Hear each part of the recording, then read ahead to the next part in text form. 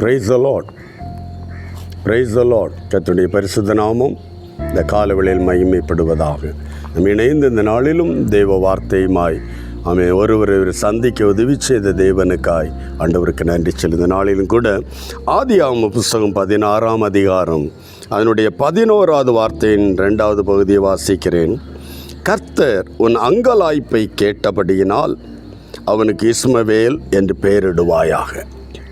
ஆகாரோடு கர்த்தர் சொன்ன ஒரு வார்த்தை, கர்த்தர் உன் அங்கலாய்ப்பை கேட்டபடியால். ஒரு தெய்வ பிள்ளையின் அங்கலாய்ப்பு, ஹல்லேலூயா.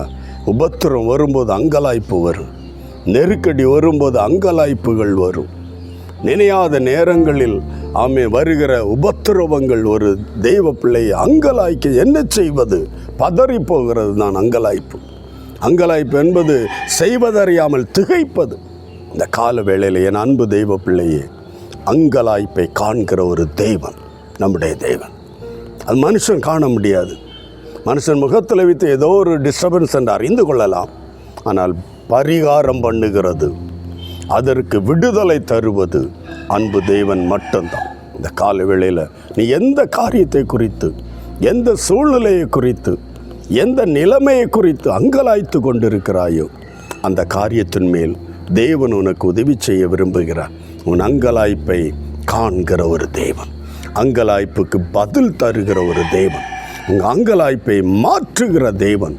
ஹல்லேலூயா, ஆமென். இந்த கால வேளையில் நம்முடைய அங்கலாய்ப்பை கூட காண்கிற ஒரு கர்த்தர், நம்ம இருதயங்களை ஆராய்ந்து அறிகிற தேவனாய கர்த்தர் நம்முடைய அங்கலாய்ப்பை கண்டு அதற்கென்று ஒரு பதிலை தருகிறார், விடுதலை தருகிறார். இந்த காலவில் எந்த காரியத்தின் நிமித்தம், எந்த சூழ்நிலை நிமித்தம் நீ அங்கலாய்ப்போடு காணப்படுகிறாயோ அந்த அங்கலாய்ப்பை காண்கிற ஒரு தேவன் உண்டு. அந்த தேவனை நோக்கி கூப்பிடுவோம். ஆகாரின் அங்கலாய்ப்புக்கு பதில் கொடுத்த கர்த்தர் அவனை மறுபடியும் தலைமுறைகளை கண்டு, ராஜாக்களை கண்டு சந்தோஷம் அடைய செய்த கர்த்தர் நம்முடைய வாழ்க்கையிலும் ஆமேன் நம்முடைய அங்கலாய்ப்பை மாற்றி சந்தோஷம் காண செய்வார். செபிக்கலாமா? ஆண்டவரை நோக்கி நம்பிக்கையோடு கேட்போம். ஆகாரின் கண்ணீரை துடைத்த தேவன், ஆகாரின் அங்கலாய்ப்பை மாற்றின தேவன் நம்முடைய அங்கலாய்ப்பை மாற்றுவார். செபிக்கலாமா? ஒரு நிமிடம். அன்பு தகப்பனே, இந்த நல்ல காலை பொழுதுக்காக உமக்கு நன்றி. உடைய கரங்களில் எல்லா தெய்வ பிள்ளைகளையும் ஒப்பு கொடுத்து செபிக்கிறோம்.